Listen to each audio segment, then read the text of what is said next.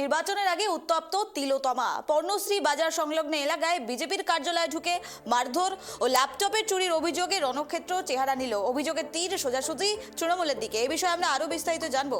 আমাদের সঙ্গে টেলিফোন লাইনে রয়েছে প্রতিনিধি সুকৃতি। জানতে চাইবো এই মুহূর্তে ঠিক কি পরিস্থিতি, কি উঠে আসছে? দেখো, তোমাকে প্রথমেই বলবো, পর্ণশ্রীতে রাজনৈতিক উত্তেজনা ছড়ায় এবং বিজেপি অফিসে হামলার অভিযোগ ওঠে আর চুরিরও অভিযোগ ওঠে। এই ঘটনায় গ্রেপ্তার করা হয়েছে 6 জন টিএমসি কর্মীকে এবং যেরকমটা জানা গিয়েছিল, গতকালই ভোটের মুখে ফের তপ্ত হয় তিলোত্তমা।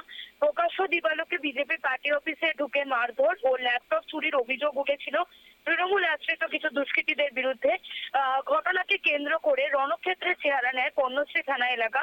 পরিস্থিতি নিয়ন্ত্রণে আসার জন্য পুলিশ বাহিনী সেখানে যায় এবং কেন্দ্রীয় বাহিনী যায়। ঘটনার তদন্তে নেমে ইতিমধ্যেই 6 জনকে গ্রেফতার করা হয়েছে এবং ঘটনার সূত্রপাত রবিবার দুপুরে হয়েছিল পর্ণশ্রী থানার 136/1 উপেন ব্যানার্জি রোডে অবস্থিত বিজেপির এই কার্যালয়ে ভাঙচুর চলেছিল বলে অভিযোগ চালানো হয়। দুপুর 2টা নাগাদ ঘটেছিল এই ঘটনা এবং পিলু ওরফে অভিজিৎ মিত্র এবং রবনা চট্টোপাধ্যায়ের নেতৃত্বে একদল তৃণমূল কর্মী সেখানে চড়াও হয় বলে অভিযোগ ছিল।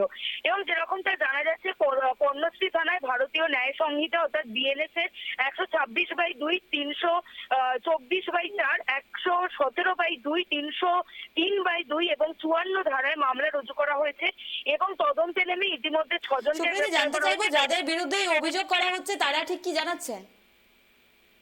একেবারে দেখো, যাদের বিরুদ্ধে এই অভিযোগগুলো করা হয়েছে তাদেরকে ইতিমধ্যে গ্রেফতার করা হয়েছে। তারা হলেন কাজল রায়, তাপস আইচ, পূরণ গুরং এবং মন্ত্রী সিং, দেবাশিস নাগ ওরফে বাপি নাগ, আকাশ থাপা।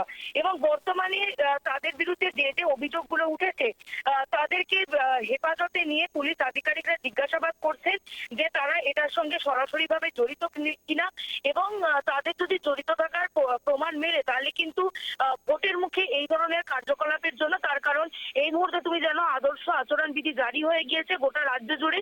তাই এই ধরনের কার্যকলাপের জন্য তাদের বিরুদ্ধে যথাযথ ব্যবস্থা নেওয়া হবে পুলিশ প্রশাসনের তরফে। তবে আদতেও তারা এই ঘটনাগুলো করেছে কিনা, কারণ বিভিন্ন সিসিটিভি ফুটেজ পাওয়া গেছে, সেখানেও মিলেছে তার প্রমাণ এবং তাদেরকেও জিজ্ঞাসাবাদ করে যদি এর সত্যতা প্রমাণিত হয় তাহলে কঠিন থেকে কঠিনতর শাস্তির অপেক্ষা করছে তাদের জন্য, এমনটাই পুলিশ সূত্রের খবর। বেশ, ধন্যবাদ সুকৃতি। অত্যন্ত গুরুত্বপূর্ণ একটি খবরের দিকে নজর রাখছিলাম। পর্ণশ্রী থানা এলাকার ঘটনা, যেখানে বিজেপির কার্যালয়ে ভাঙচুর করা হয় বলে অভিযোগের তীর সোজাসুজি তৃণমূলের দিকে। তবে তৃণমূল এই পুরো বিষয়টি অস্বীকার করেছে।